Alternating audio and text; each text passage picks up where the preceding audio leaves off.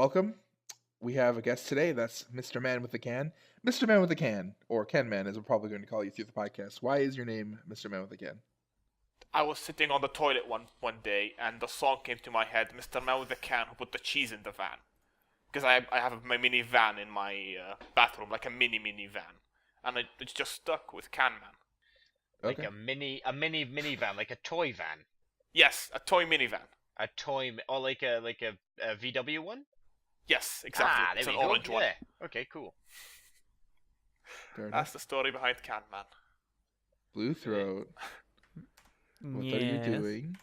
I'm fixing it. Why did you mess with it? Right. So I think we've done the introductions, and everybody else is kind of here in the background. I think somebody's fiddling with something.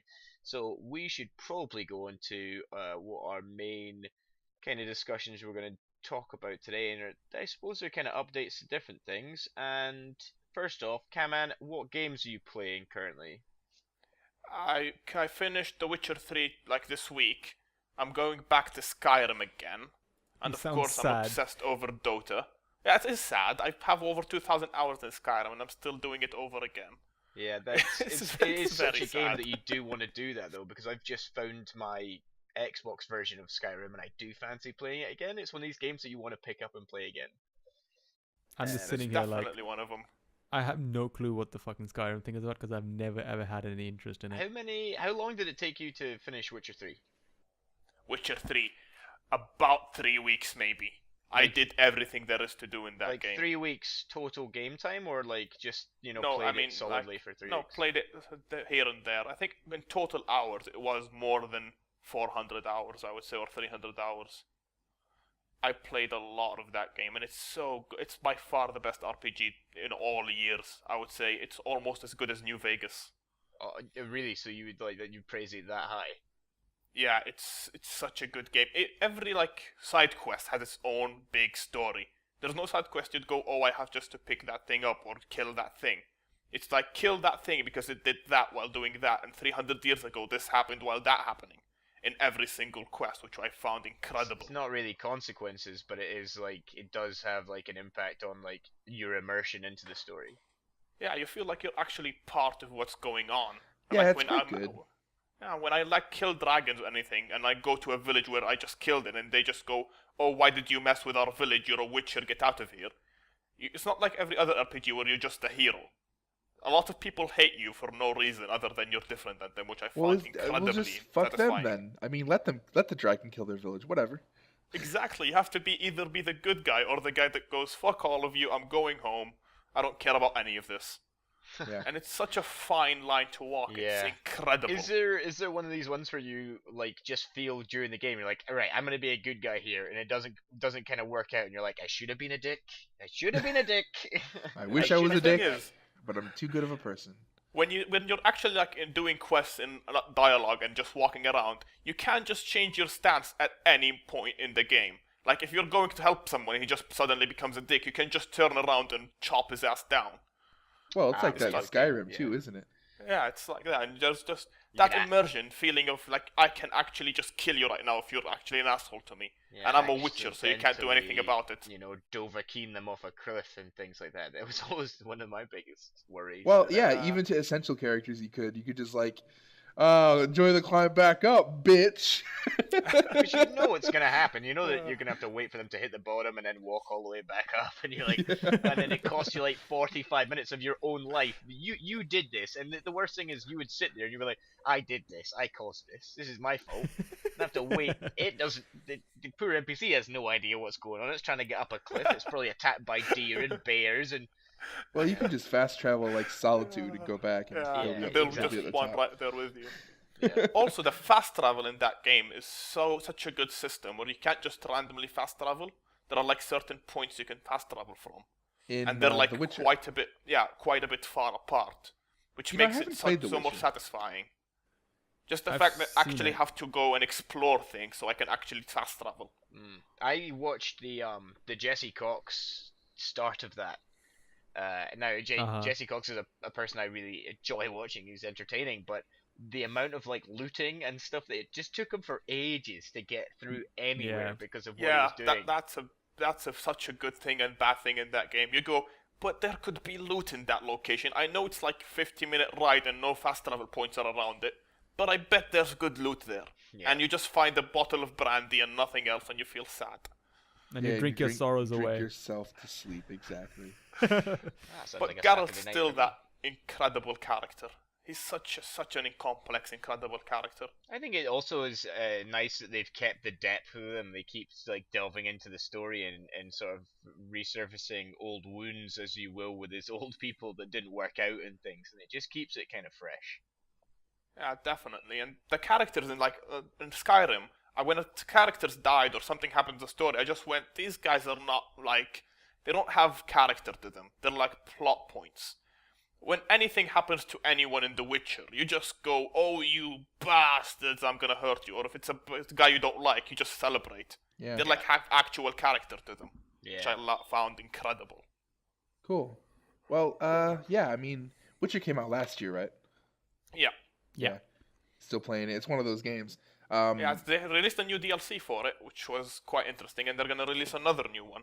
Are they not Interestingly- talking about the next one they're going to release? Is it just like double the size of the map or something? Yeah, like it's that? the exact same size. It's the same size of the map, the original one. So you have double the map to explore. Well, isn't The Jeez. Witcher? Which It's is- like it's like a 7x7 kilometer map or something like that, right? It's pretty big. It's a very big map, and there's multiple different areas around it. So you can fast travel from Skellige to Novigrad to No Man's Land, and they're all just massive areas. Right. Now, interestingly, actually, Witcher is kind of like one of those games, it's like Skyrim, where you can just keep playing it over and over again and feel like you're still accomplishing things, you know? Yeah, I finished it when it first came out, like a rush game through, and then I started doing it again last year, and it's just such a completely different thing since I first tried it out, and I have no idea why. It's just I didn't feel I did anything different, but I did so many things different. I even got the different ending. It's just a It's just well-designed game. so immersive. You have no idea what you did wrong or right. And That's then, what I love about it. I think I've actually talked to you about this, CanMan, but Fallout 4, which came out last November, Such a completely disappointment. different, right? It's Such a completely... disappointment. It's the opposite. I don't know if it's a disappointment, right? I don't think that the game was a disappointment. It was a great game, and there were aspects that everybody liked. I just think that it didn't have that Bethesda replayability to it. Do you know what I mean? It was It's like not that- they released it, and it was just I played it, and I was like, "What have you done for me lately? This is just like New Vegas E, and it was like, oh, it's Fallout 3E, and there was no, and yeah, I get that you get suit of armor early, and you're all about building your armors and things, but Fan service, though, Man, right? I mean, yeah, but it just didn't feel like it moved on. It didn't feel Yeah. like it had moved anywhere further, Yeah. and I I think have that's like what we were looking thousands forward of to. hours in New Vegas. Yeah, And that game, Fallout 4, just felt empty. They've just filled it with buildings and enemies and everything, but it feels so bloody empty. I New don't know if Vegas, you couldn't played like. the game Stalker, which was based in like the Ukraine. Yeah, in I did play Chernobyl the and Stalker. things. I remember it now. The one Yeah. with you can die from 2 shots and you get very angry. Yeah, very much so. But that was one of these games where it had like so much going on in the atmosphere, but still felt empty a little bit. And people probably dislike me for that, but I kind of felt that the game had so much going on and so much story and things, but it just kind of felt a bit dry and empty in certain areas of it, certainly. With Fallout 4, I felt it's like they tried to recapture the spirit of New Vegas, but they failed so miserably at it. Because New Vegas wasn't about just filling everything with terrain. Traversing through the wasteland where nothing is in sight really gave you the feeling of, yeah, everything's dying, we are horribly fucked. But this game, there's like buildings all over the place. You just feel like a disease came by, not a complete nuclear annihilation. yeah. I mean, I'm sure Is that Boston because it wouldn't was hold set up that in good. the city? Yeah, yeah. It would not hold up that good to multiple nuclear bombs landing on it. Actually, Boston Also- was only hit by 1, I think. But Yeah, but still. And the Even film's one. more of a person shooter. It's a first-person shooter, not an RPG. Like, when you go to quests, I remember one quest that had, like, proper multiple endings, other than shoot the bad guy. And that was the one in the Polymer Labs, I believe, where you have to fix the solution. That one was incredibly complex, and I loved it. the All main the quests quest used to has be that. like it. It's not that, yeah, but it's always almost disappointing in the end. Like, you don't feel you actually made choices. You know what when you try to actually do the polymer quest I'm talking about, you can just get away and do whatever you want without anyone telling you to do so. Like in New Vegas, you could just, they tell you to do something and you'll just pack your bags and do something else. Yeah. Does In the anybody main here quests- mind spoilers of Fallout 4? I don't care. No, I'm not No. too bothered. Nope. To be honest, no. And it's No. it's been a year, so you may as well spoil it. So in the main quest, you basically, I'm not sure. There's probably no one that doesn't know this, but you're kind of living before the nuclear explosions. You have a kid and a wife. You get frozen in a vault, which is actually a social experiment, not an actual survival soldier. Which is, I love that kind of stuff too. I the do. Fact that That they was have very that in the games, in different vaults and different experiments going on in all of the different vaults. I think it's so clever that they brought that into it. But I also Sure. love that you got to actually see the nuclear explosion and feel the fear in this game. Yeah, that was very cool as well. Yeah. Basically, about 200 years later, they unfreeze your wife/husband and your son, and they take the son, and then they refreeze you. So all you know is your son's been taken, and you don't know how long has passed since they took your son.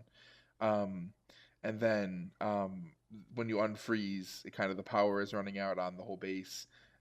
Well, actually, that's what you think, but actually, it turns out that your son unfroze you on purpose. But anyway, later on in the game, you meet him. He's in a lab, and he's kind of trying to create fake humans. And The synths, yeah. humans. I think that the best ending for the main quest, whether you decide to destroy the Institute or not, is when you have the synth version of your son. Yeah, that I got that one, and it was good for a while, but then I realized how much of a uncharacterized, just he's your son, have fun, you've done your quest, just settle down Yeah. kind of plot device. But I like the idea that they gave you that, you know? I Yeah, don't the know. idea is very cool that your son actually thought about how you never got a son, he made you one. Yeah. Yeah.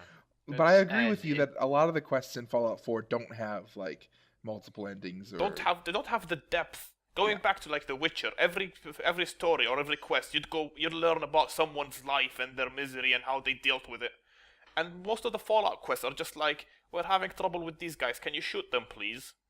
And that was about it. What? It's just- Now, CanMan, I have to ask. Yeah. How are you? How good are you at Gwent? I am a very bad Gwent player. I am Come on, you've horribly. got so much hours in it. How can you be a bad Gwent player? Do you remember that I won 0 Hearthstone games out of almost 150 I played? Oh, you Yes.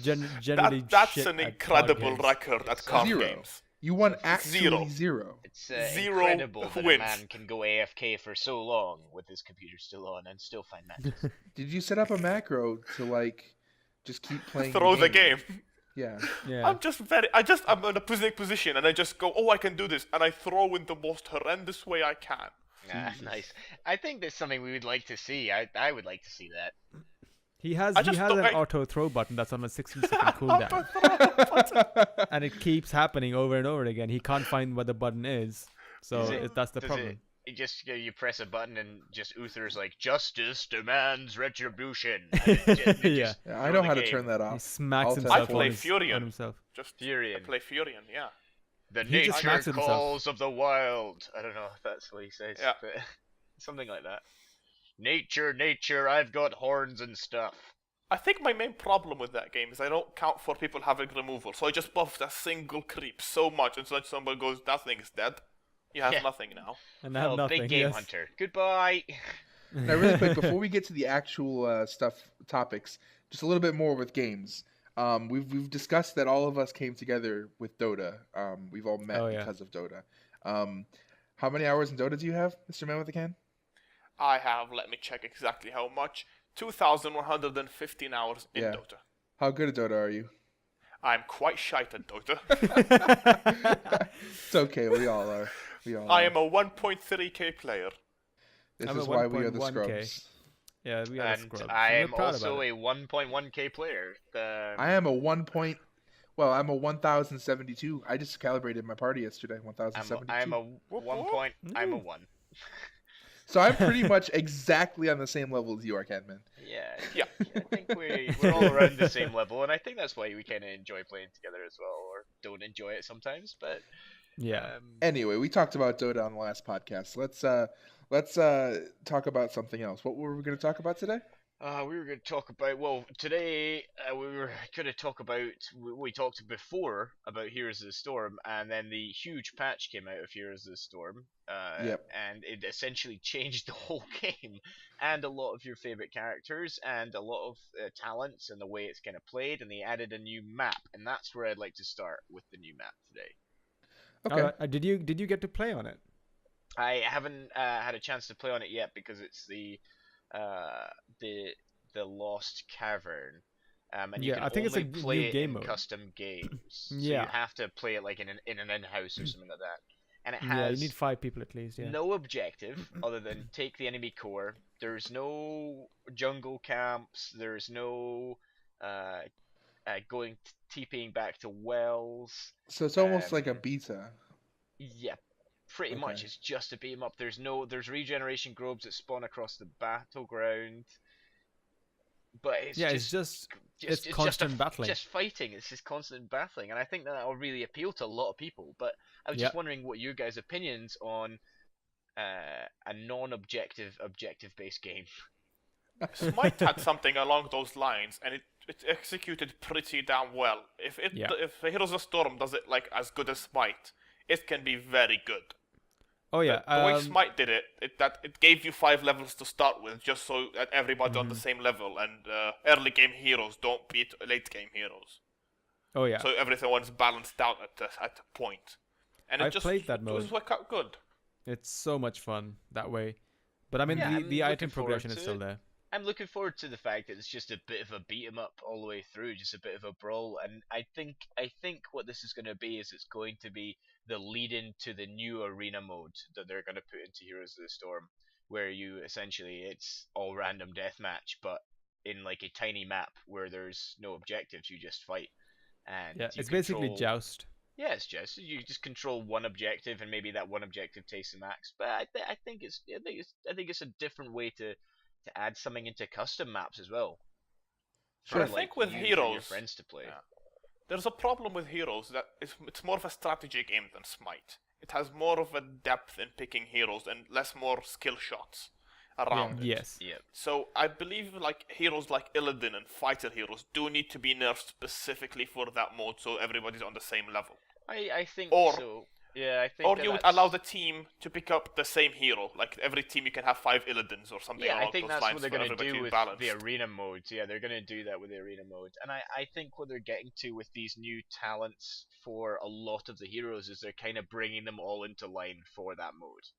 Yeah. They're And removing. That's what I thought. Yeah. They're removing a lot of the assassins get first aid, which is a button you can press and you instantly get healing back. They've removed a bunch of sprint or regeneration master. They've just Are you made it talking about? streamlined.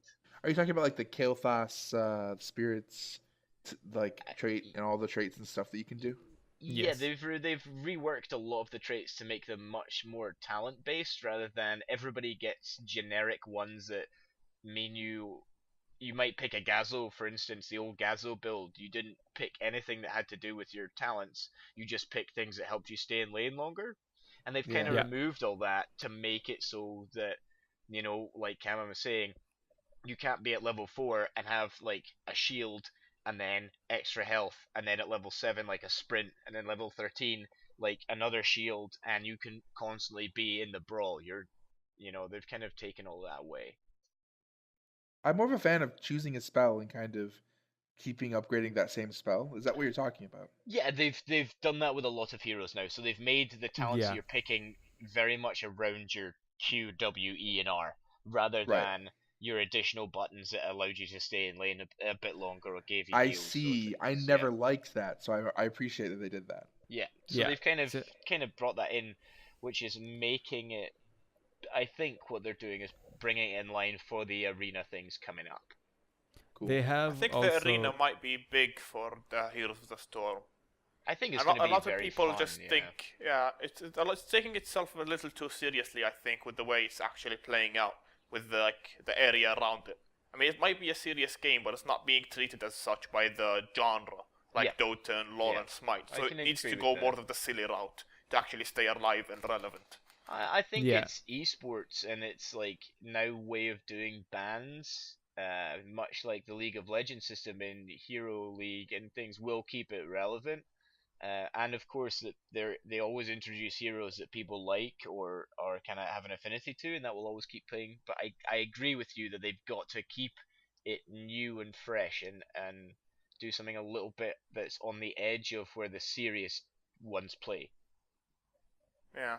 Also, I think they need to add some of the characters from old Blizzard. I think that might be such a fresh twist on new players that it might just bring someone in just for, oh, who's that character? I've never seen him before. I'd Yeah, love they to see currently Phoenix. only have one. I mean, I'm The talking Three like Titans. Are you talking very about? obscure Blizzard, like the metal race car people. I want to see Oh, those yeah. guys back. Interesting. Yeah.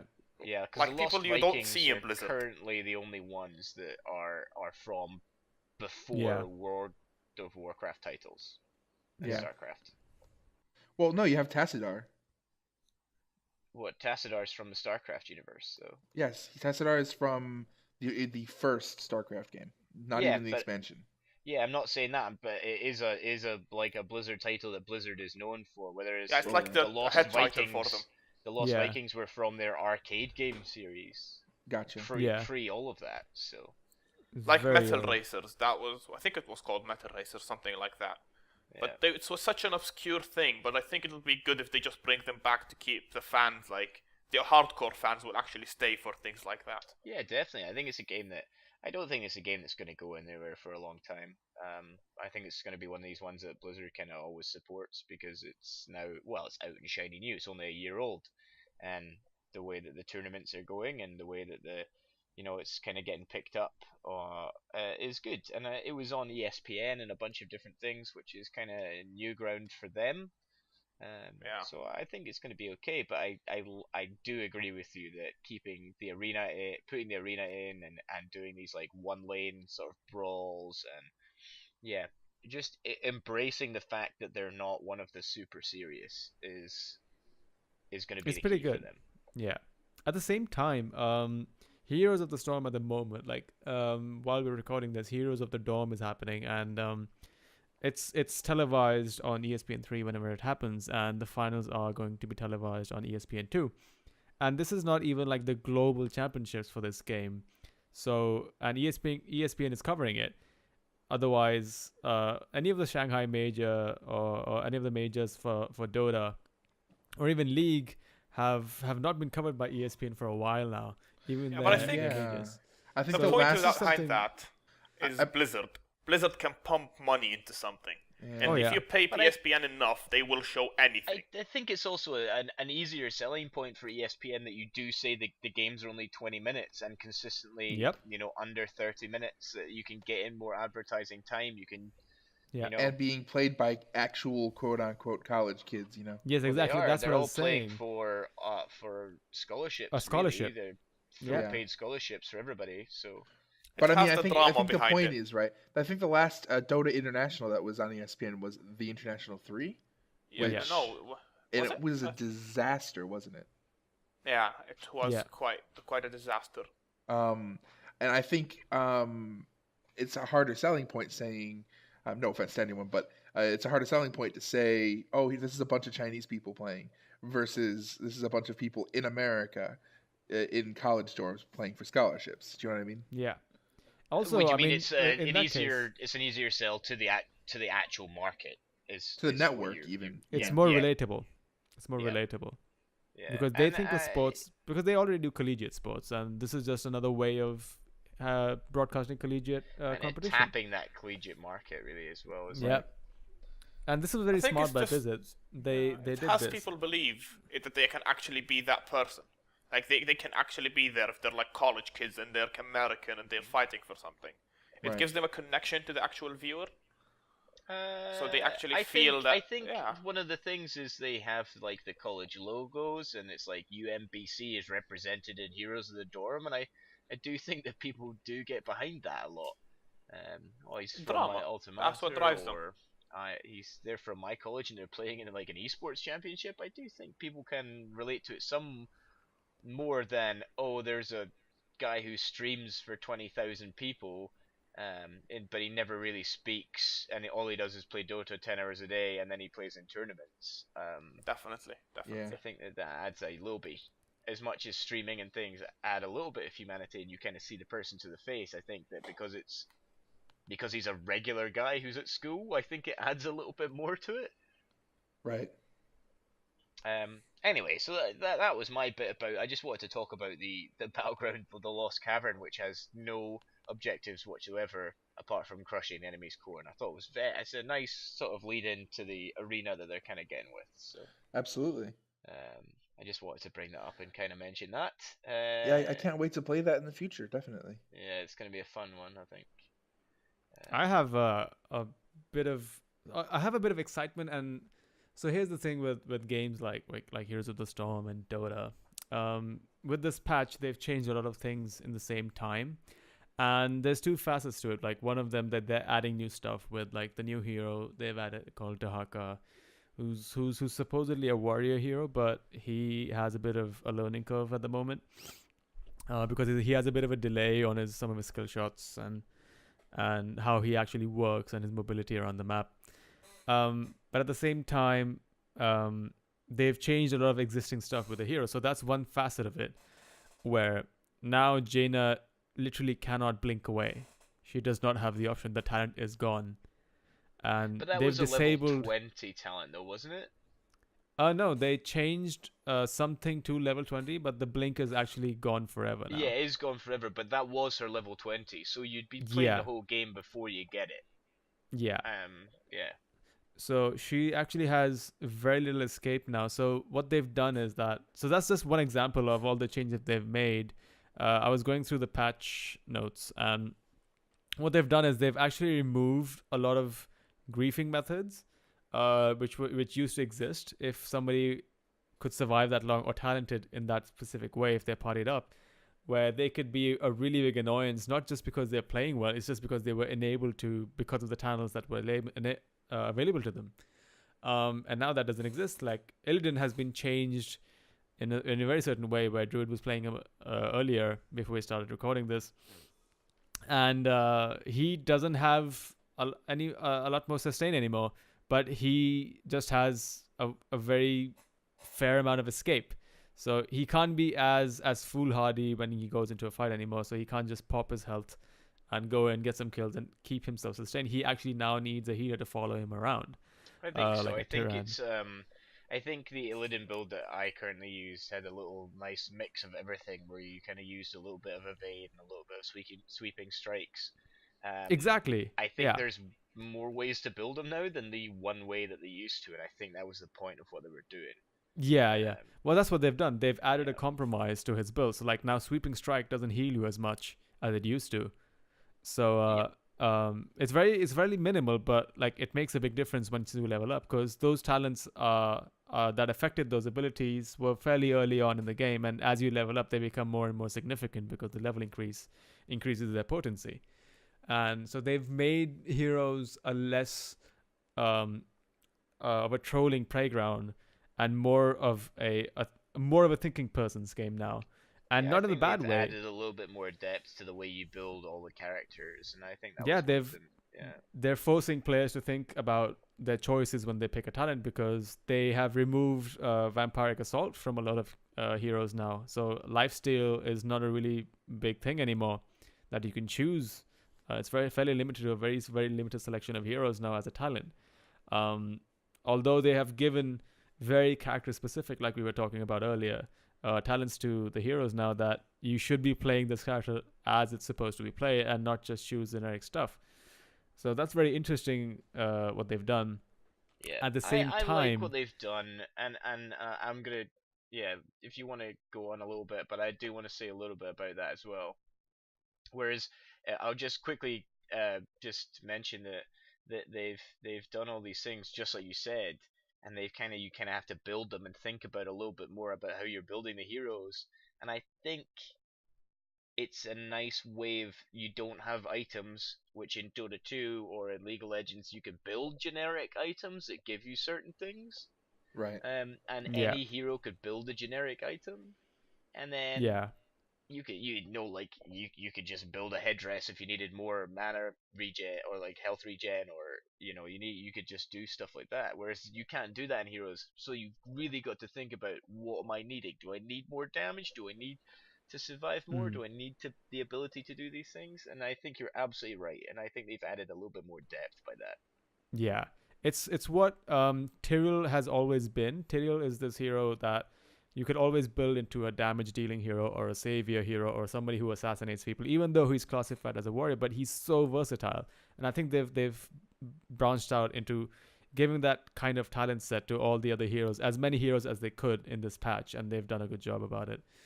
On the other hand, they've also improved the UI in many sections of the game, and the game literally talks to you better now as a player. It gives you more information, it gives you better information, it gives you more useful information up front. So it's a much more intuitive piece of software. Even though if it's a game, it's just better information, it's better communication with the user now. Where either if it's in game, if it's selecting a hero, if it's going through the options menu, if you just want to select your hotkeys now, it's all very refined now. They've actually put some thought into why they've changed stuff and why they've added and removed stuff from the game, and it's very interesting to see the route they're taking with this game now. That was interesting. Whee! Right. So you wanted to talk about Superman versus Batman, right? Yeah, I think we did want to chat about it a little bit, yeah. Yeah. So for the context of the listeners, Druid has not seen this Nor have particular I. masterpiece yet, and he wants to see it, so he doesn't want any spoilers. Yoshi does not give a shit. So it's gonna be CanMan opinions. CanMan has no clue why he has put himself through this hell, and I'm actually okay with whatever I saw. So this is going to be a good conversation, although it's going to be a spoiler-free conversation. So feel free to pull your fingers out of your ears if you've already done so. Yeah, If you have already done so, I pity you because you don't know this disclaimer. That we're trying to talk about a film and not spoil it when I'm pretty sure that spoilers are everywhere, but I do want to see it, and then I feel like if we talk about it now and you give me the gist without spoilers and I see it, then when we come back we can talk about it and you're like, oh my god, you didn't see this bit, or I didn't. Did By you the see the way, trailers, Druid? The comment section is off limits for Druid. Yeah, I won't be looking at anything or anything like that anyway. Because the amount Druid, of have you looked at flubs the I made trailers? when we were chatting about Harry Potter as well was nightmarish. So I'm okay not looking at the comments. Oh, really? What do you mean? I just feel like you guys knew a lot more, and there was me just saying things. And you were like, "Oh, did you mean this?" Yeah. No fair. No fair. Fair enough. Whatever. And then Druid, I did have you seen spoil all the fact that trailers Alan Rickman for died. Batman v Superman? Yeah. Yes, I have seen the trailers. Yeah. All of them. Yes. Oh, that's so sad. He's not a comic book fan, are you, Druid? He's not. I'm a huge comic book fan. Yeah. Oh, But if just you not are- DC. Not DC. Okay, Ah. DC. Good. Gotcha. Good. Okay. Good. Okay. So here's the thing, because before I ask CanMan to express his feelings on this thing, it's a general consensus that a lot of people are complaining about the fact that there's no plot and it's a 3-hour movie and it feels very empty. A lot of people think they've stretched it too long, and I agree with that. They have my view on the movie is that they're stumbling in a good direction, but they've stumbled too much with this movie. I think what happened was they gave too much fan service. Like They gave way too much fan service. That's the thing. and I mean, I a lot of wish they people. did. If you would I ask wish me a they did. year ago, like, is it possible for a Batman versus Superman movie to give too much fan service? I would have said, no, man. There's so much stuff that we want to see, and they managed to do it. They've done so much. Like, Yeah. It was also, the problem was that, so it's a 3-hour movie, and there is no reason for it to be a 3-hour movie. That's the point, because The problem is, there could have been a reason. There's so much things to do with a Exactly. Batman v Superman movie. There's Exactly. so many interesting ways you can take this. Yeah, But they and the took thing it is, the most stupid, horrendous way Yeah. they could have. they dragged it through the dirt way too long because it's like, as with DC, they always do this. They keep their movies serious. They take the serious side of the comic book route, and well, like if Superman looks angry, he really does look evil, right? And so does Batman, because they keep it real. They, like, superheroes, doesn't matter who they are, they have an evil side. Everybody has good and bad in them, and when these people feel anger or they feel a certain emotion, the bad side shows really, really clearly. But at the same time, they've played it up too much. They had so much opportunity with the 3-hour movie where, like, I was watching a scene and there were spaces in between dialogues where they could have added a simple one-line dialogue for each character, and it would have made the scene so much better. But they chose not to, just because they wanted, like, the atmospheric scorn stare from the Superman going into Batman's eyes for some reason, and it was unnecessary. I think that we all have to remember it is a Zack Snyder film. It is a Zack Snyder film. I'm just rewatching the trailer to make sure that this is not a spoiler that I'm about to say. Uh-huh. No, it's definitely not. Excuse me, Zack Snyder, have you ever held up a Batman comic book in your entire life? I'm sorry, but that's not Batman. No matter how much you try to convince me, that's not Batman. It's in one of the trailers, in the first warehouse scene, you clearly see a Batman stab a guy in the chest. Yeah. With a That's knife. Not Batman. Yeah. Stab a guy. He kills a guy straight up. Just puts a knife through his heart. There's a lot of big implied dilemma. killings. It doesn't matter. Yeah, he doesn't like it, does he? He's not a stabby guy. He's not. He's Batman. That's his one rule. The one rule of Batman: don't no kill stabbing. anyone. Guns are fine, but no stabbing. Don't make a mess. Yeah. No stabby stab. Stunning, injuring, There are maiming, but so no, many no points killing. in the movie. You can go, that's not Batman. Actually, Yeah. that's someone pretending to be Batman. That's the Red Hood in there. We're just thinking it's Batman. That's a very good reference. I like that. The Red Hood. Haha. That's very good. Yeah.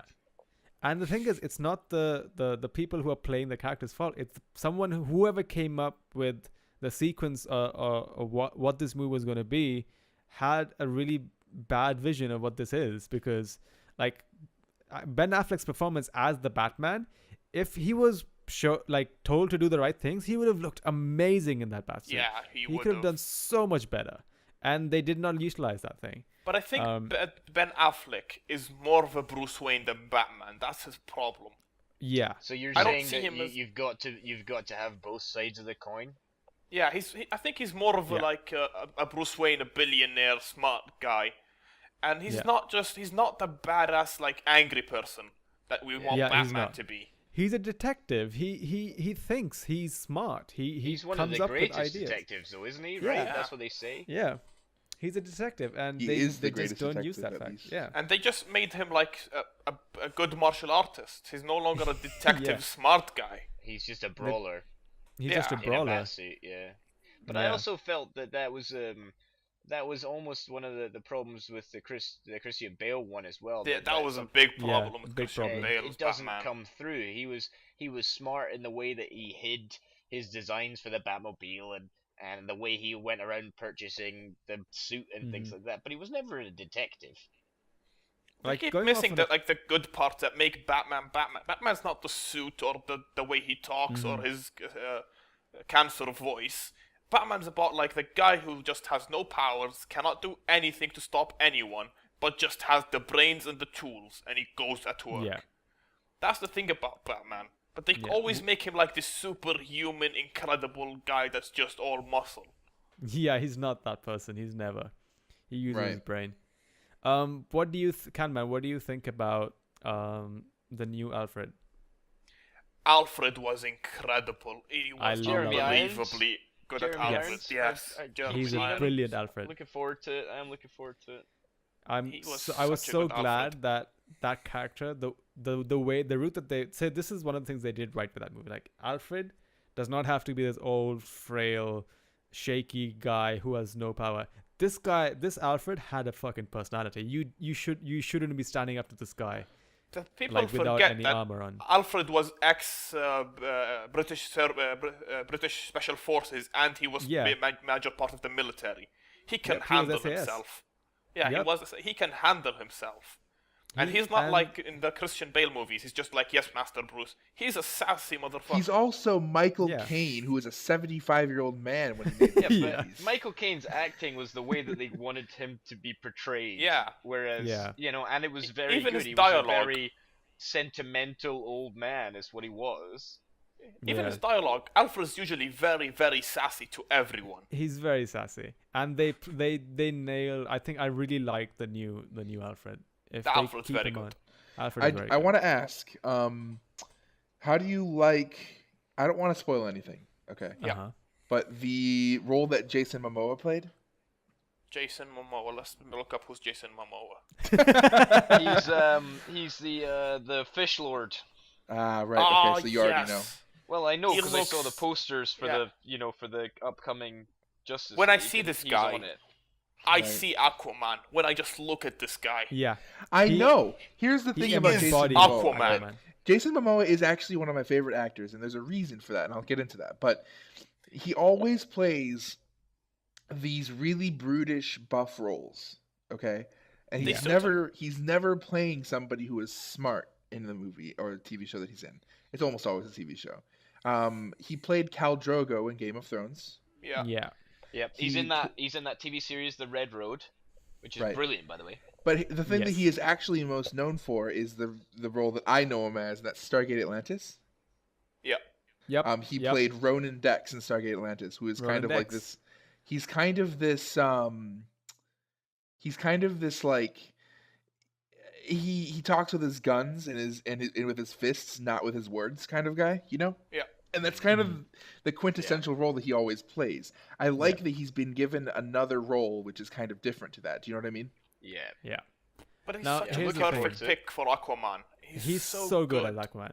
And the thing is, like, so this is, well, it's kind of a spoiler. It's a semi-spoiler. Like, it's not really a big part of the story if you don't mention him. But like he's obviously in this movie, but him being in the movie doesn't affect the plot for this movie specifically. Do you know why he's in the movie? Because you're just setting him up so you recognize that yeah. face when It's he's in the fan Justice League. service again. They've set him up. Yeah.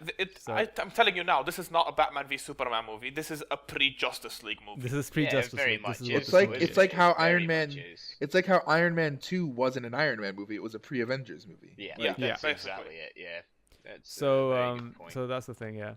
And the thing is, like, we were talking about this where this is also not a spoiler, but obviously Wonder Woman is in this movie. She's in the trailer. She's looking all badass, Yeah. and she's purposefully shown as the most powerful of them all at the moment. And there's this moment of where, so this is not a spoiler really, but you know that there's a picture of Wonder Woman in this movie. And when you get to see it, and they deliberately show this picture again and again, there's very clearly Chris Pine standing right behind Wonder Woman. Really? And Yeah. he's very obviously shown, like he's shown like every 2 or 3 times in the movie at least, and there's no dialogue, so you're just staring at the picture, and you're bound to notice him because he's just so obviously right, the only person standing closest to her and right behind her, and his Was he character has been uncredited? revealed. He was uncredited because Holy he's just shit, in a he picture. was uncredited. Oh my god. And so he's gonna play Wonder Woman's love interest when Yeah. Wonder Woman's movie comes out. So it's a They big setup also movie. they He's- really underdid Superman in all of the Steve Man of Trevor Steel or Yeah. movies. something, isn't he? He's got Yeah. like 2 first names or something. He's like, yeah. Yeah, I think That's it's crazy. Stephen Carter or something like that. I don't really know his side of the story, but yeah. So They underdid Batman of the Superman Superman, so yeah. much. As a final Yeah. point, I think they underdid Superman so much in the Man of Steel movies. I thought in the Batman v Superman they might like give him the power he deserves. I mean, the guy Yeah. could hold a black hole in his hands. I don't think Yeah. any suit on Earth can block a punch from him. yeah, If he can take a punch. Yeah. Yeah, it's just yeah, I'm looking forward to seeing it to give you my point of view after we've talked about it. to see I if they really like it. think, though, a really important thing that I think they should have done that they did not do was, I think they should have kept Wonder Woman under wraps. Yes, They that should've, They should yes. have done. And the big scary guy, it should have definitely been under wraps with the big Yes, scary guy. Yes. yeah. They should You have. mean the troll from Lord of the Rings? So they just Yes, ignore him? that's Yeah, all from yeah. Lord of the Rings. They should That's definitely what's happening. They should have buried him in a seven Lord pit, and nobody Yeah. should have seen him. Kind except of the like what they director. did with Star Wars and Luke Skywalker. you know? Yes, exactly. You shouldn't even know he's in the movie. Yeah. Yeah. Because Yeah. everybody just looks it up, and you see it's Apocalypse or whatever it is, or whatever it is. But right, well, going and keeping on the superhero thing, I think we briefly mentioned Jessica Jones and Daredevil and the other side of the what's it called? It's called the Hell's Kitchen universe of Marvel. Kitchen. Recently. Right. Yeah. Has any of you guys watched any of that yet? I finished the entirety of Daredevil, and I loved it so goddamn much. I've seen it as well. I Yeah. really Season enjoyed 2 it is, as well. is out now. Did you all Yeah. finish season 2? I have. I've seen all of season 2. I Blue don't Thoat care, have? so you can talk about whatever Brandon you like. does not care. That's nice. Yeah, that's So then we can definitely talk spoiler about it. warning. Spoiler So warning. this is warning. spoiler warning. We are Fingers gonna in your spoil- ears. Come on. Yes. So if you don't want to know, go watch it and come back and listen to us. It was All right. brilliant. The big question. The question that's on everyone. Who's the spider? Not the spider. What was his name? The blacksmith. I'm like, I was I'm wondering thinking, what the blacksmith. fuck. I'm thinking, Blacksmith. here's what I'm That's his thinking, name. right? You said, who's the spider? I know nothing about any of this. I'm like, Yeah. I'm like, Spider-Man hails from the Daredevil universe in New York. Yep. No, Is no, it no. Spider-Man? The But he blacksmith. Who's the blacksmith? The blacksmith. See, that's going to be very interesting, isn't it? Very interesting. Yeah. I'm betting that it's Stick. I have Ooh. a suspicion that it's Stick that's the blacksmith. Do you think so? Some people are saying it's the colonel, or whatever you ever say that word, but I believe it Colonel? might be Stick. No, the colonel actually died, so you don't know if it's actually going to be him or not in the Well, the end. colonel died because the Punisher did his punishy things to him. Yeah. Yeah. But yeah, no, it's interesting. It really is interesting because everybody thinks it's gonna. Yeah, I kind of think it might be Stick as well, but it's gonna be really interesting next season because he's just revealed to her that he is, the Daredevil, the devil of Hell's Kitchen. The Devil of Hell's Kitchen, yeah. Whereas Foggy and everybody kind of knew already. Yeah. And it's going to be really interesting to see what that. And then Fisk is getting powerful again, and Fisk Vincent is so D'Onofrio is good. incredible as that role too. Yeah. He did Fisk is Wilson so good. Fisk so good. And I love the way they actually did Wilson Fisk. He's not just the big tough guy villain. He has a story. He has a motive. He has Yeah. a reason for what he's doing. And He he's not believes just he's like a doing something big right. Fat guy. He's Yeah. he's hugely powerful, like he is in the comics, and Yeah, he can just crush a guy's skull in his hands with no yeah, problem. It's very good, and the Punisher, bit of eye candy. He, as well as being an absolute badass. Yeah. He is absolutely badass. I think he's going to be a lot more prominent next season. I hope so. I hope Oh, he yeah. just doesn't disappear and that's it. But he's very good, and the actor's very good. They've picked him perfectly for it. I think Yeah. they're going to change the pace where Daredevil's going to deal with the gangs and the guy that's immortal. And Wilson Fisk and the Punisher are going to go at each other's throats, which will be Yeah. fun. Yeah, that Which would should be be fun. interesting. Because next season, hopefully, because they've cast him, and obviously he's getting his own series, is the Iron Fist is going to be in it too. Iron Fist, yeah, they're Yes. setting up the Defenders series. Yeah, and Yeah. so he's going to have his own one. So is Luke Cage, and the Iron Fist Luke and Luke Cage, Cage yeah. are definitely friends. So it'll be interesting to see how the three of it plus Jessica Jones kind of all comes together too. Yeah. Um, I Iron can't Fist wait. is one of my favorite superheroes. If they do him right, he can be such an interesting character. If they don't ditch yeah. the silliness of his story, of the whole secret city in the snow and the dragons, if they just Yeah. keep it the way it is, I think and it'll then be he so puts interesting. his hand inside a dragon, and it allows him to find inner chi with his own body, and allows him to Yeah, and then he project goes that and- outwardly or inwardly. It's very. And it's he awesome. goes to eat the dragon's heart, and the dragon's heart's outside his body, so he can't destroy it immediately. It's such a good way to tell a story. That's absolutely bonkers, yet makes so much sense. Which is something that they may bring around with the Elektra stuff too. Yes. Yeah. Elektra coming back from the dead, I think, is a bit too cheesy for me, but if they do it properly, it should be fine. Does anybody ever know if she died before? I can't remember. I don't know if she. I don't think she I don't think she died before in the comics, No, as far as I'm no, aware. she's never died. I think maybe But in like an alternate It's universe. funny because the TV show is very well filmed, and I think it's better than the first series as well. I've enjoyed it a lot more than the first series. I think the first series was nice and it was a good setup, but the second one really added a little bit more humor and added a little bit more, not humor The second one per was a lot se, better. but there's just A lot more better. to it, more depth behind everything that's going on, and more consequences for things too. Yeah. I just love the Marvel universe way more than the DC universe. They Yeah, do agreed. things so proper. I think they've made themselves more lovable. Yes, and they it's have. more. Having It's less said of that, a. It's less of having a the said that- world is in danger, more of a my city's getting horribly misguided. I need to fix this. Yeah. You feel it's a Yeah. lot more personal struggle than the world depends on. And I us. think that's where the nice thing that they've done with these is they've kept that personal struggle and not done like the whole and we talked to this like where they you've got your mainstream superheroes, but they've really brought in these superheroes that is definitely about them, and it's about their sort of origins and their beginning, and it definitely feels way more personal to them as well. Which comes across and allows it to be darker and a bit grainier, but they still keep the humor and it still has that quintessential Marvel storylines behind it. But this Yeah. just seems so much more involved.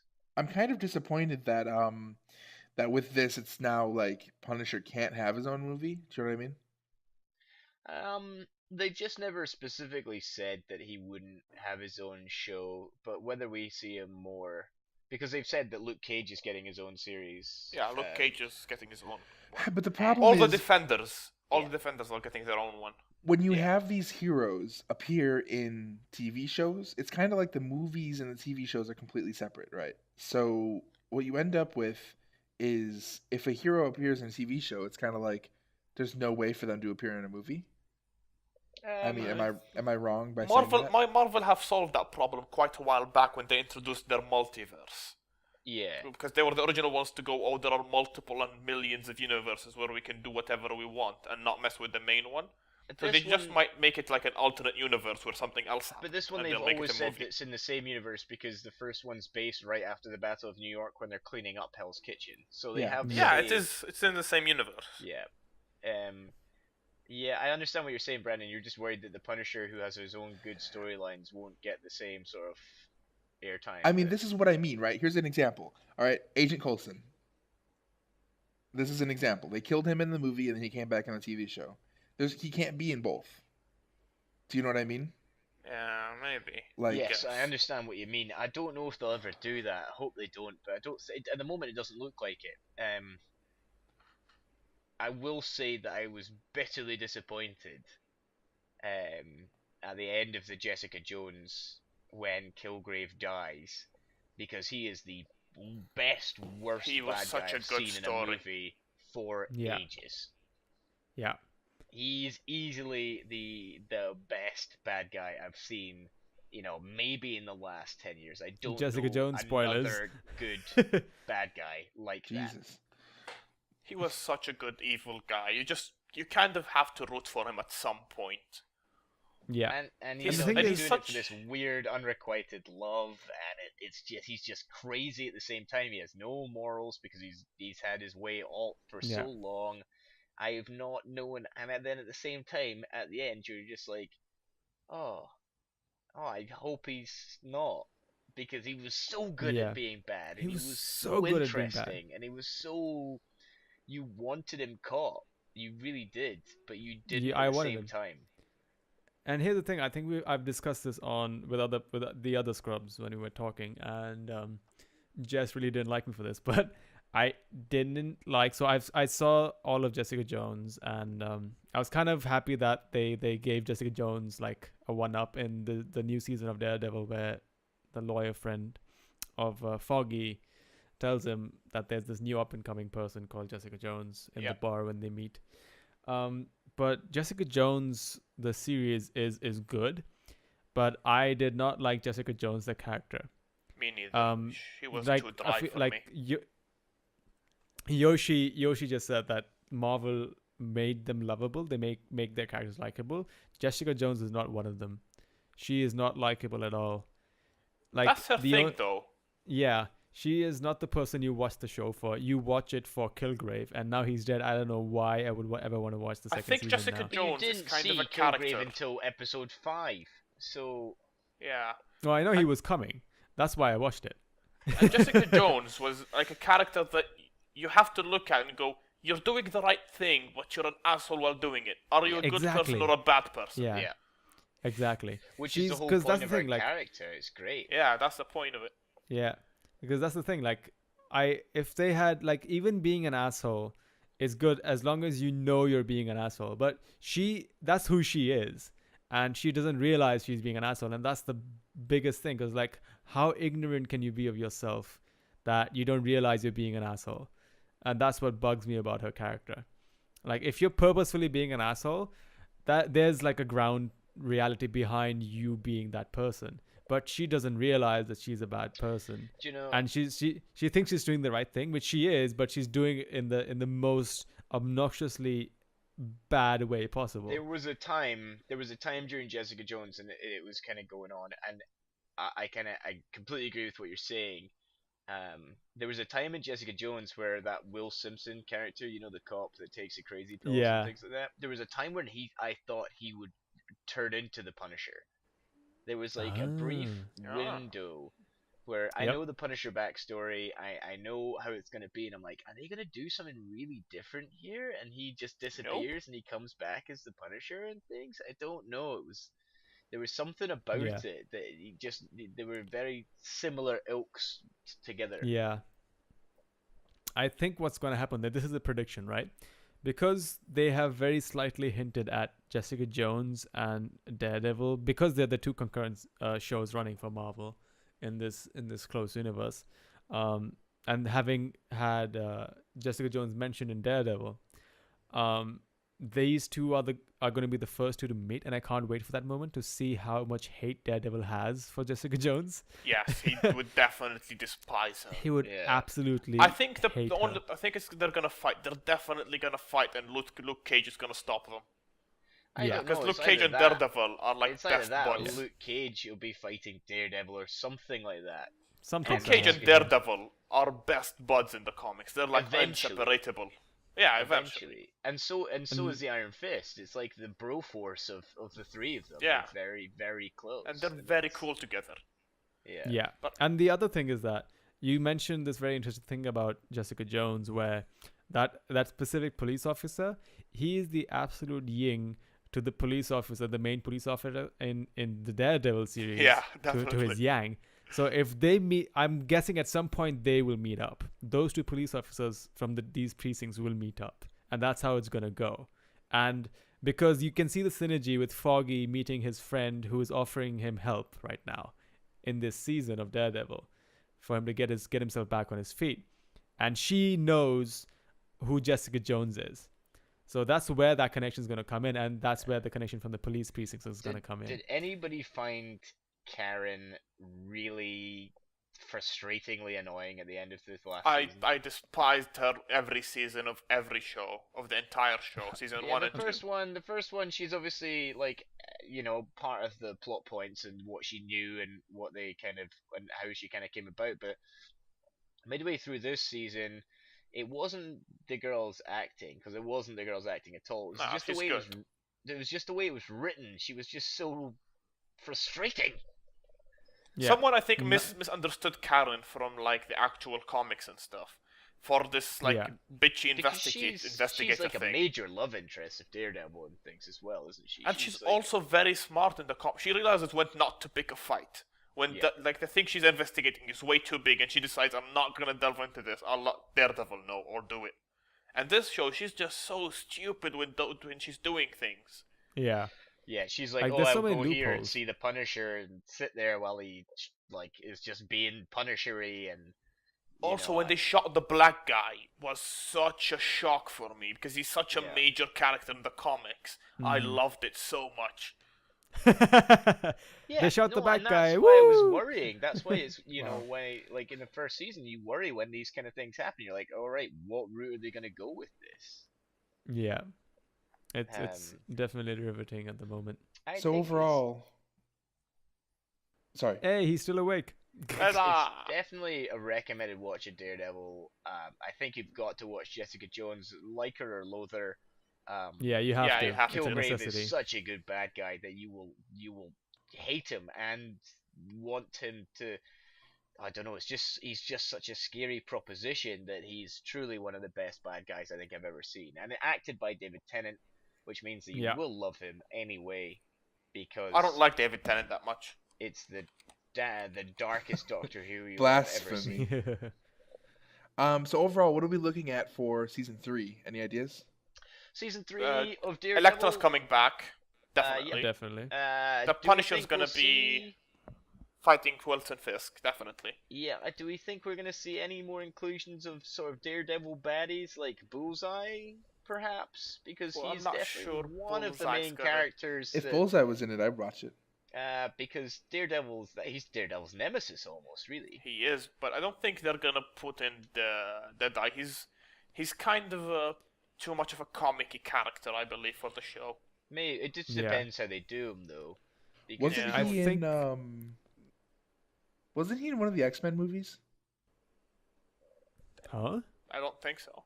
I don't No. know. He's got some interesting lore behind him as well, because in some movies he's a hero, or he is another Marvel hero that we know and love is Jeremy Renner as Hawkeye. Yeah. But in some of the comics, Bullseye is Hawkeye for some of it and things, and it's all very interesting. Not that I think Yeah. that'll happen at all. I think that's way too far fetched. But I Yeah, wouldn't it's too mind a much. Hawkeye TV show because he never got his own movie. never got his own movie because he's not loved enough. He's not interesting. Hawkeye's just a guy who trained a lot and who can shoot arrows. That's kind of Yeah. his thing. Right. So we have Captain America: Civil War coming up this year, May 5th. Very interesting. Mhm. Yes. Yes, very Very interesting. worried. Incredibly worried. Yeah, Are you incredibly really? worried as Yeah. well. I am so worried about it. Why is I'm that? very worried. They showed so many fight scenes in that movie and not enough the political drama that the original was, that I'm actually worried it's gonna be just a fandom for Chris Evans and Tony. Huh. But the And thing is, they have just shown Spider-Man. they did show Spider-Man, and I think if that fight is as we see it at the end of the movie, where the guy gets shot, which I'm not sure it is the end of the movie, as we're trying to be led to believe. If he I shows think up we that can late, talk about what happens in the comic books because I don't think that's going to have a huge it's bearing not on the movie. gonna happen. I assure you, it's not gonna happen, because if it No, did, no, no, we'd have I'm- seen Spider-Man early, very early. Yeah. No, very not early. that, not that. But the way that Spider-Man dealt with things in the comic book was he didn't take sides.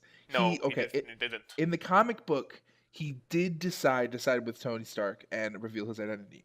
But he was also the pivotal person that made them stop fighting in the end. Yes. He was the Yes. reason why Tony Stark and Chris Evans decided to sit down and go, we have to figure this out.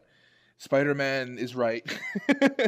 Also, So, the big guy, what's his name, that gets killed in the comics, he's one of the major parts in stopping the Civil War that I really am sad that they might have missed out on. That they just killed their friend in their stupid fight, and they just decide that's enough, we're not going to do it anymore. yeah. That was such an emotional, great moment in the comics that I think they missed out hugely on. Yeah. I'm one of the great things that has come from the Civil War, and the fact that we don't know very much about it, but we do know a couple of things, is that Black Panther. Oh, so excited! Black Panther is so cool. Yes. And Well, yeah, they but brought only that if they in. make him as smart and as wealthy and as Bruce Wayne-y as he can be, I am excited for him. I think Black Panther, the fact that he has an adamantium, not an adamantium, a vibranium suit, Vibranium. Yeah. is means he's gonna be quite rich Oh no, he is the richest person in the Marvel universe. in all the universes. Yeah, in all the universes, but I just want him to be that. I want him to I just want him to be what he is in the books and the comics is just this sort of Bruce Wayne-y, Batman-y kind of version of him of their universe. He may be the only person in this the Marvel Cinematic Universe that overshadows Tony Stark in Yeah. wealth. Also, Yeah. I well, think in wealth and speaking in of smarts Batman, as well. yeah. Hmm. Speaking of Yeah. Batman, I think when the UN in the trailers explode, I think that's when T'Challa's father will die, and that's why he's just on such a hell-bent quest for revenge. Yeah. Because he has nothing to do with the Civil War. He's just an outsider from a different country. Yeah. Right. Yeah, I mean he's not even meant to be in that country because of the embargoes and things like that. And Yeah. it's going to be very interesting. That's the most excited. I'm so excited because he now has his own movie coming out. And The suit looks very good. Just they've got a good director on it, and Mm-hmm. and then of course we've got Guardians of the Galaxy and where they'll fit in, and how that'll I fit hope in they will. to the greater universe. You don't think they'll fit in? It's gonna be difficult to fit them in. I mean, it's gonna be good if they do, but there's such a huge gap between the fans of these two movies. Yeah. It's going to be very difficult to actually fit them in without people getting very angry, which might just I stop think them. so. I think they've got their next movie coming up, and that's when we'll see how they develop the Infinity Stones storyline and whether that leads into the inclusion of Earth. Also, the other Avengers movie, the one where Thanos with it and the Infinity Gems, the Guardians of the Galaxy are definitely going to be part of that movie.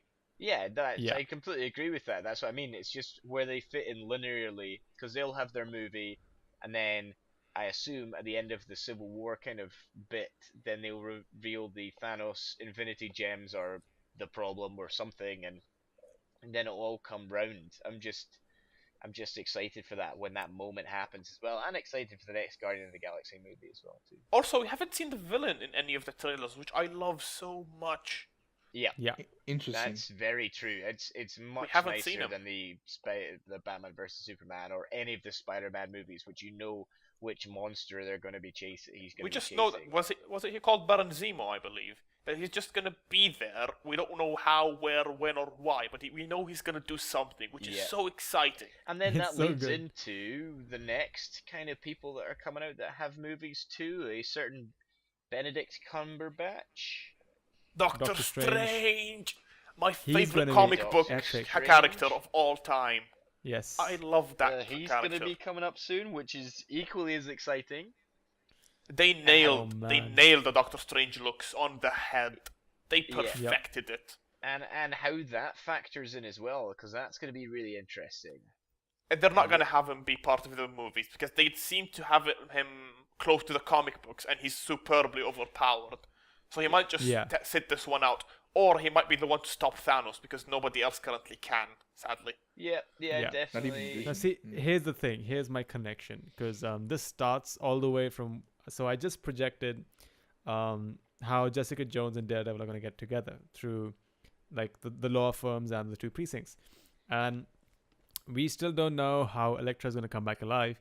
But that whatever technology or voodoo or magic or whatever power they're using to get it back, and Stick's warning about the Great War is very reminiscent of the Great War that's gonna happen. Not the Civil War, but the big Thanos war.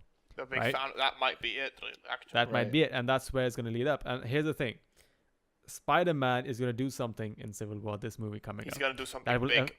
he will do something big, and that will affect Hell's Kitchen, both Jessica Jones and Daredevil, because Daredevil is ramping up for season 3, and Jessica Jones should have its next season coming out soon.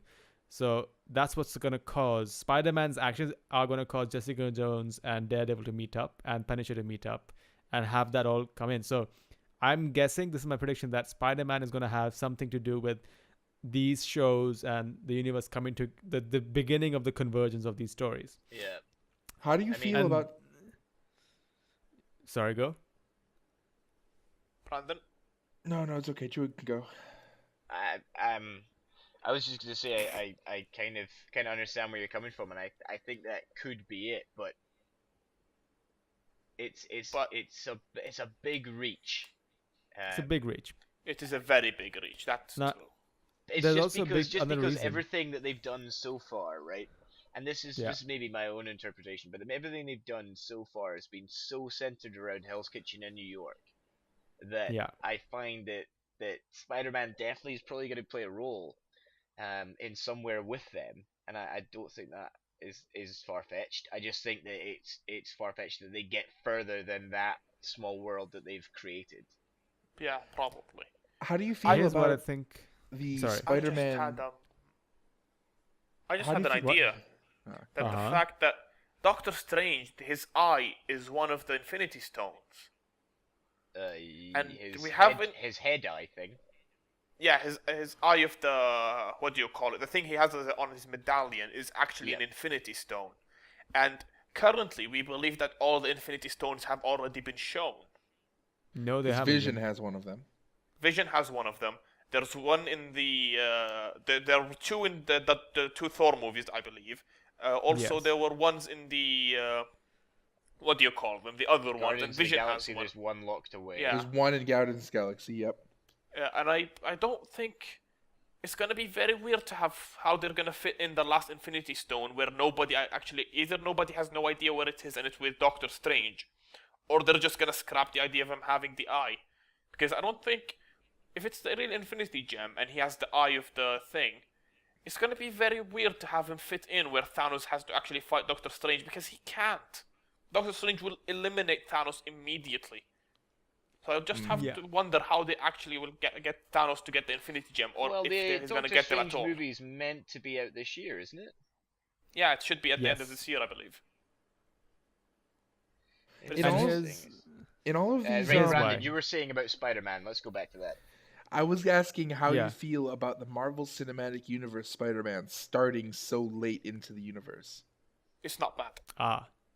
Well, now that they've wrestled it off really- Sony, better. Yeah. Better, definitely better. The problem Yeah. is, though, that we're going to see Spider-Man already as Spider-Man. There is no origin story in the Marvel Thank Cinematic God, Universe. we've seen it so many times. We know what But happened. it's not Yeah. in this universe. You see what I mean? Also, mechanical web shooter boys, we're back proper.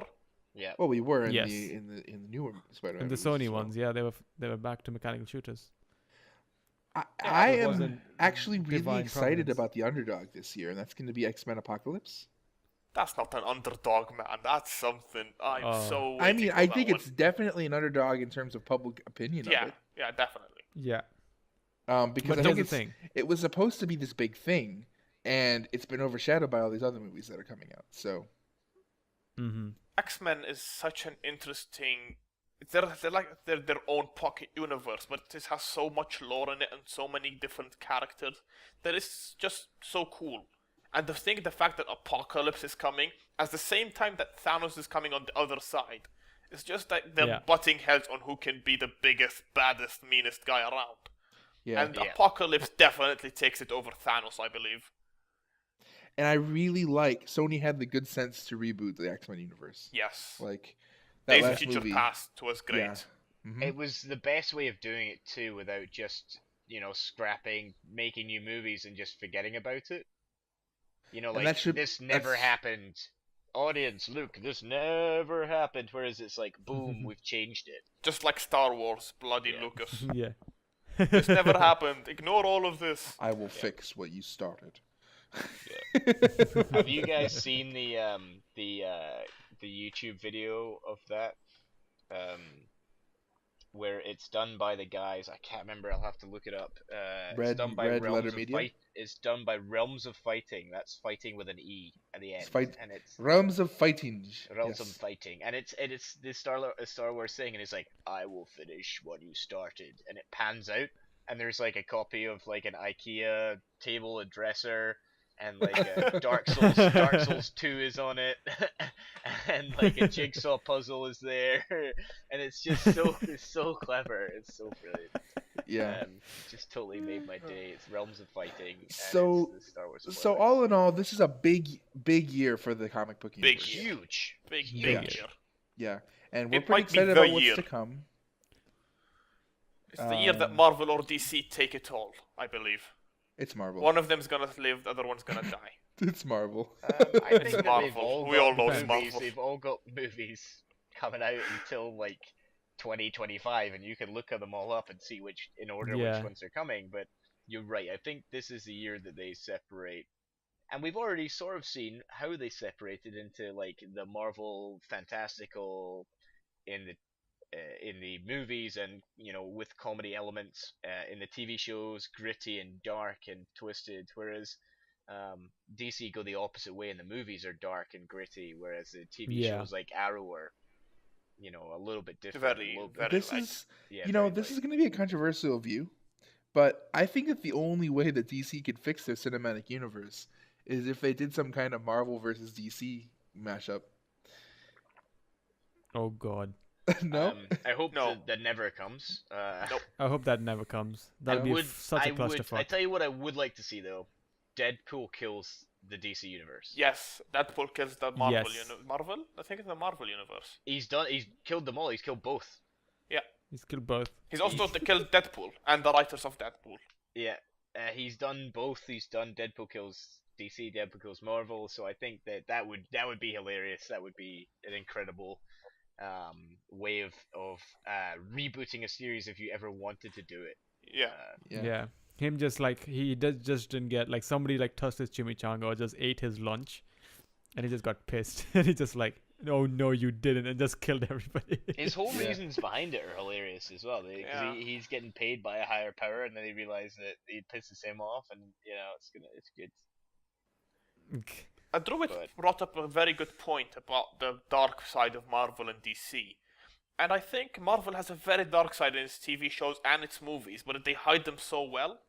Yeah. Like the political things that they say in the movies and just the battering that they hand out to everyone. Just, it's not the directly dark themes, just that when you sit back and think at it, you go, that was horrible, but I did not mind it. Kind of thing. Other than the DC where they go, this is dark, this is gritty, you must not like this is very dark. Yeah. And it's a much better way of handling it, I guess. Yeah. I think, and All right.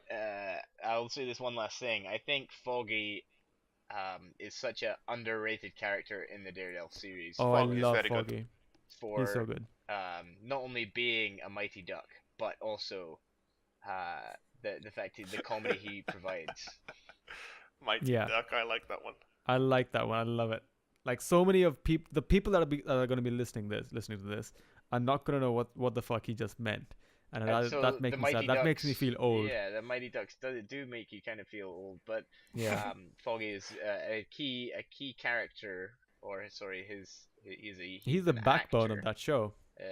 He's the backbone of that show. If Foggy doesn't, if he goes, the show's done. Yeah, Yeah. Murdoch goes and then Daredevil goes. Yeah. Yeah. I think that's enough Yeah. TV. What else do we have?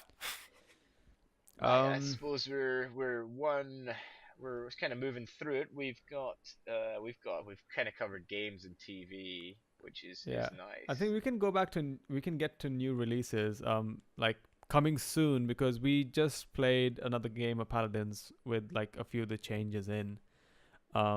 So patch 19 point something happened, and they fixed the balancing issues a bit now. With the heroes themselves, the cards are still the same. So we won a game and then we lost a game, but it was very clear that There still were heroes that that are very good. There some were heroes are that really really useless. good.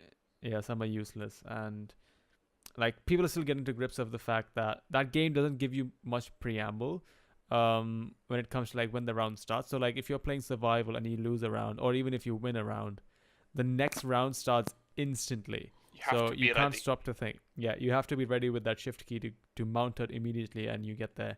And the problem is, if like with me, most of the times I will mount up and I'm straight at the point, and I'm gonna look around. There's nobody behind me, And dies.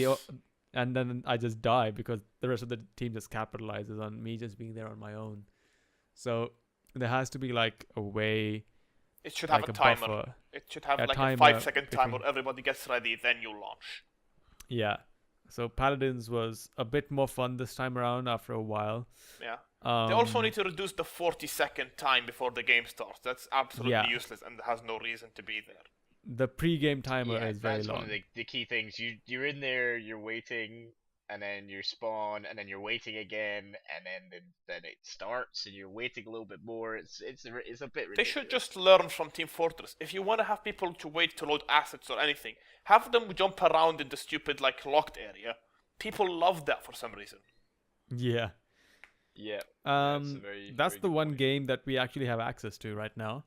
But the one game I really want access to is not Overwatch now, but I really want access to Battleborn. Battleborn, we had a lengthy discussion about Yes, Battleborn yeah. today. Yeah. we just saw some footage and of the gameplay, and we found some information that was pretty interesting. So so comparing it with the Necessary Evil, which is Overwatch, that's coming out in May. It's a clusterfuck, to put it gently. It's a bloody clusterfuck. It's a bloody clusterfuck, but it's not that it's a clusterfuck because it's a bad game. It's just that it's so colorful. There's so much happening on your screen at the same time that it's really hard to see what you have to do. The UI needs cleaning up quite a bit. Yeah, you have to squint. You like Are you epilepsy talking about warning. Overwatch, or are you talking about No, Battleborn? Battleborn. This is Battleborn. No, Battleborn. Battleborn needs to figure out its coloring and its effects and all of that stuff. But on the other hand, like pure basics, Overwatch, the base game, is only a PvP online multiplayer first-person shooter with objectives and abilities, and that game costs $40 for the base version, $60 if you want the origin skins, and if you want the figurine and the deluxe edition, it costs you a bit more. Battleborn is a $60 full price game that is PvP online first person shooter multiplayer, but it also has online multiplayer PvE and campaign first person shooter, and it has a single player campaign which can also be played in co-op.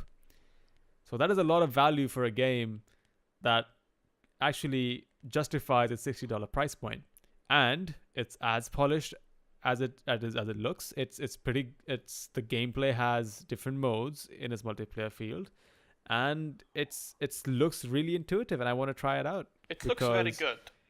It looks very good. Like it has so much character diversity. Like the art in that game is beautiful. The way they've done it, the different kinds of people, forget people, the things you can play as. The things, not the people. You can play as a skull in a mech suit. Yes. Literally a skull in a mech suit. That's all you have. You have play no the limbs, mushroom arms, or First anything. thing in the morning. A robot gentleman. Robot kind of thing. gentleman. Yeah, A mushroom lady. Oh my god. I'm looking forward to it as well. I think it'll be. I wish we could play a little bit early, like a little try before you buy. But Yeah. the UI needs a lot of polishing. The UI needs a lot of polishing. And Paladins are kind of nice where you kind of have that chance. But I think you've got Paragon, Paladins, and Battleborn coming out. And I don't know how many will be alive next year. Yeah, that's Yeah. the problem. The market's getting oversaturated so quickly. Yeah. It's not So going to have quickly. a much. So it's a of year chance. for the MOBA scene as well.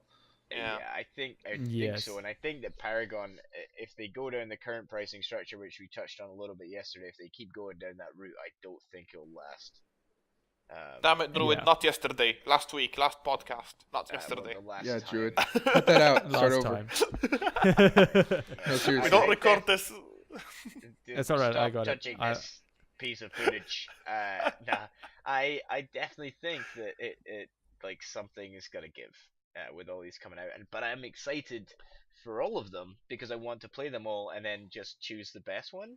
And that's a Yeah. really selfish view, but I think it's a nice way of doing things. It's a consumer view. It's not nice way. selfish, but it's a consumer view. You don't have infinite money. You have to pick out the best one.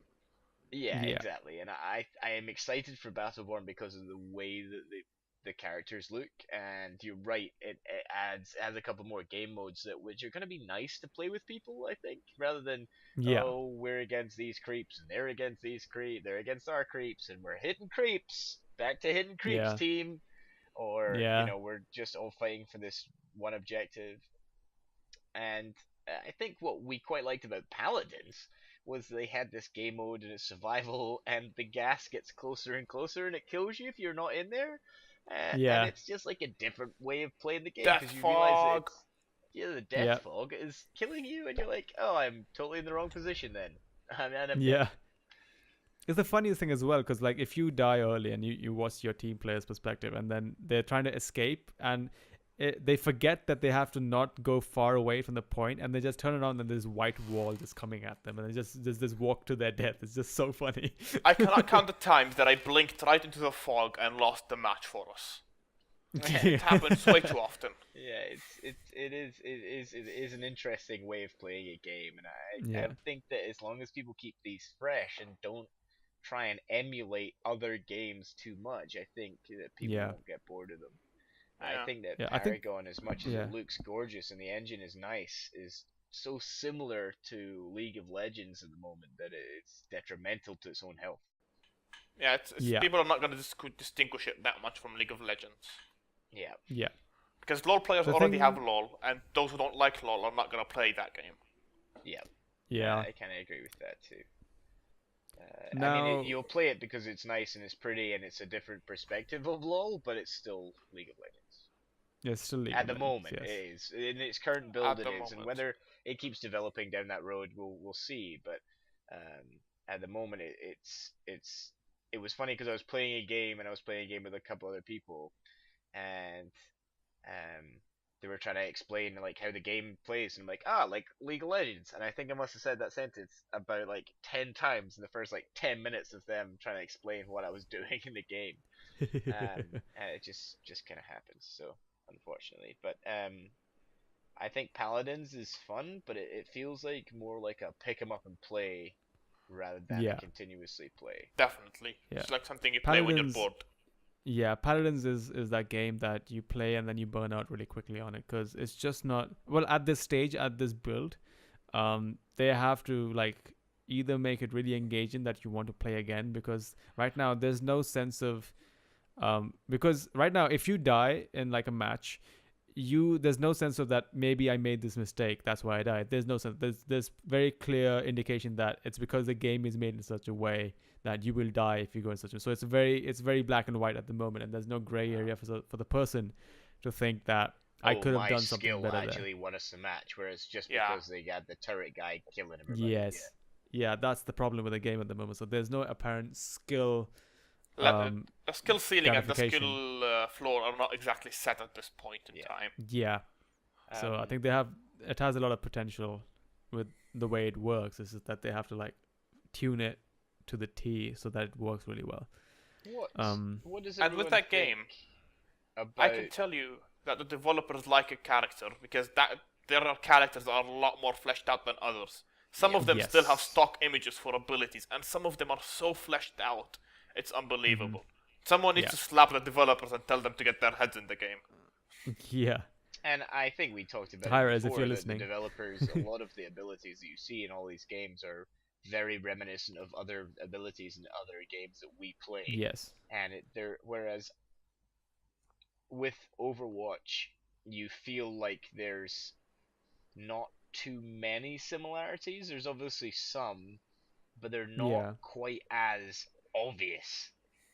Yes. That is that ability. It's just in a different form. Like the ice block for Mei is the same one for Jaina, but it's never obvious that was the two coincide. If you don't play either Blizzard title, you'll never know. Yeah. But if you're a Paladins player and you've got into it, and you're like, Yeah. oh, that is Wind Ranger's ability. That is another ability that's like, if you type it in to anything, you'll just see that ability comes up 4 or 5 different times in different places. So Yeah. It's very repetitive. yeah. Cool. Although a unique game that is coming up. Two of these. So these are both Unreal Engine 4 games. And I'm very excited about them. So one of them is another first-person shooter. This is by, I think, this is a Cliff Bleszinski game. And it is being, I think, developed by one of the studios, and Nexon, the company, is overseeing this. There hasn't been a lot of talk about it because they released a trailer a long time ago, and they've been keeping quiet about it. But that trailer for this game is really interesting. So the game is called Lawbreakers. He's the guy that And- did Gears of War, right? Yes. Now, so this is an Unreal Engine 4 game. This is a first-person shooter, which is based a lot on mobility. So this is, let's say, so basically the trailer, if you watch it, has like a guy, like the teammate spawns, and you have somebody in front of you, and instead of going through the map, they just literally jump off the side of the map, and then they have these whips that they use as, and they just like throw this cable into the side of the map, and it clips onto the wall to the side of this building, and they just vault across the Yeah, I outside of see the it. map, and then and it's so interesting that you can do that. Like What? there's mobility. Each character has their abilities, And the abilities are actually unique, not like what we were talking about with paladins. These people have abilities that make sense with their character model. They make sense in the universe of the map that they've created, and they are unique. They do really different things. Like the person with a gun doesn't look behind him, and he can just you press a Shoot, button yeah. and I just he see just it puts thought his that. gun. Yeah, he puts his gun over his shoulder and he just shoots behind him. So if you can hear somebody coming up behind you, if you're taking damage behind you, you can negate that by just pressing that button and shooting right behind you, even though you're not looking. And that's just one character's ability. There's like different kinds of people, and this is a really interesting game. This is something that can be a very direct answer to what Overwatch is. But the thing Because is, this with is games like that, it's a Yeah. very heavily mobility-based games, and we can't actually Very. judge it until we play it, because it might not be like Titanfall, where the movement is so smooth. It might be just like Brink, where the movement Yeah. is so clunky that you can't Yeah. actually play the game. And it's such a hard line Yeah. to hit But this between is the smooth and same- hard. Yeah. I think that one of the developers, I think Splash Damage is involved with this game. I'm not sure. Don't quote me on that. But the company, because I looked at this game a long time ago and I don't remember who the developers are really. But this game has developers behind it that have done games like these before. It's Boss Key. I just looked it up. Boss for you. Key. It's Boss Key, yeah. Bosky are Yeah, quite there's- good at those types of games, true. Yes. So I'm fairly confident that they might be able to pull it off, and they don't shy away from like giving the game making it available to the public and having people play it and give them feedback and tweaking like the gameplay and everything. So I'm really excited for that game. And the other game I'm really excited about is also another free-to-play game. This is a shooter game, but this is a space shooter game called Dreadnought. Dreadnought, I've heard that name before. Yes. Lawbreakers So- is no longer free to play. I'm sorry to let you know, it's now a pay to play Ooh. model. That gets Oh, released okay. next month. Interesting. Apparently. It's releasing they- next they've month. Changed it I think it was March 2016, so this month. Maybe it releases tomorrow. I didn't No see way. that, but it is meant to be releasing on March 2016. But let's be honest, when I just clicked on it and checked it up, I didn't see anything about a release date. So maybe it hasn't been released That just quite at this moment, but it looks like it's going to be released very soon. I remember Ah. this game. I actually played this one on a beta at one point. Yeah. I do remember this game. I liked it quite a bit. There were a bunch of problems, but it was quite good. Yeah, because this game, the release date on Steam says summer 2016. It doesn't say how we can get it, but yeah, it requires you to have a Boss Key account to play, and yeah, publisher Nexon America. Yep, the guys who do every other free-to-play game that's even marginally successful. Yeah. The same people who do Dirty Bomb and other games. So yeah, this game looks really interesting on the Unreal Engine, and the Unreal Engine just works. Even Unreal Engine 4 just works really well. Are we talking about So that's- Dreadnought here? Dreadnought. I'm not Dreadnought, yes. If you got in the beta, yeah. I did So get yeah. into the beta. It was quite the game. It was such a good game. The voice acting Yes. in it is horrendous. You need to turn that shit off immediately as the first thing you get in the game. It's like an American Yeah. guy trying to do a British accent and getting off an Australian accent instead. And Wow. it's very, very bad. But other than that, the way that your ship moves and takes damage, and when you actually have to dodge behind rocks, and I played an ice Yeah. map mostly. I got to play the ice map twice. And when you go through an archway and there are like two ships following you and they hit each other because they can't fit in, it's one of the most satisfying things you will ever experience in a game. And the ships actually feel heavy. Really good fun. When you move around, you actually move. I am moving a cruiser with hundreds of people on it. This thing is Yeah. heavy. It's not Yeah. like floating. It's such a good thing. It's such a good game. So here's the thing, like if you were in the beta, because the beta is still going on, would you mind checking that if you're still in it and if you have the ability to invite people so we can check this out? Let's see if I'm 'Cause still in here. Yeah. I've signed up for Brandon, it, but I haven't you've got been invited. kind of quiet. What would you like to chat about? What have you got going on? What have you been playing? What are you excited for things to come out? I don't really have anything else to talk about. None of these more recent games you guys have been talking about have been that interesting to me. That's why I've been kind of quiet. Yeah, it's not a problem. What would you like? I mean, is there anything that's coming out for you? Maybe. I mean, you've been playing a lot of Factorio. I have played some Factorio on my channel. Um, Actually, I've probably put about 15, 16 hours into it in the past couple of days. Okay. Yeah. Wow. But no, not in particular. I'm excited for No Man's Sky, but we've already talked about that. So, just waiting for that stuff to come out. What do That's you nice. think? What do you think about? Have you been playing any like Stardew Valley or anything like that? Any of those things? I thought about trying Stardew Valley, but no, I haven't. I haven't Because tried it at all. you are presumably still play some Minecraft and still play a little bit, but you were very into Minecraft at one point, right? I was, yeah. I still have a server. Yeah. So is there games or is there updates to Minecraft? Or is there things that you're enjoying that you haven't done like you're enjoying more, or is there games that are similar to it that you enjoy? Um, Kind of a tough question right now because, um, Minecraft 1.9 has just come out in February, Yeah. but Uh-huh. we had to update the server for that. But um, no, I've really just been kind of chilling pretty recently, doing my work, just hanging out. Yeah. That's fair enough. I think everybody's That's like fine. excited for different things, which makes it a good conversation. Well, I Yeah. think that we're kind of right now in the in between period between real game releases, Yeah. just a little bit. Like you have these free to play games coming out, but like real like I'm not trying to E3. say that for yeah, exactly. We're getting closer and closer to the first week of June, is it? Is it the first week of June? Yeah, third week of June, isn't it? Third week of June, where that is going to be, a huge amount of news. It always is every year, Yeah. but I guess we'll figure out what more for the rest of the year is coming out, and it's going to be really interesting too. Yeah.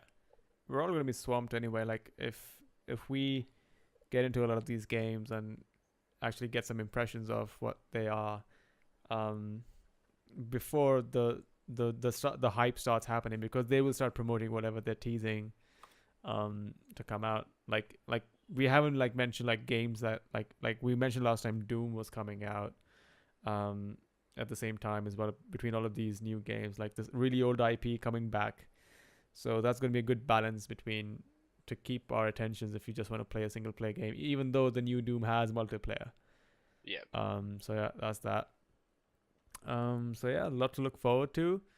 One of And my favorite games to play at the moment, and this is going to sound very odd, and uh is Party Hard. Have you guys played that one? Party I haven't hard. played it, but I've seen it. Is this the one where you I've kill seen the it. party people?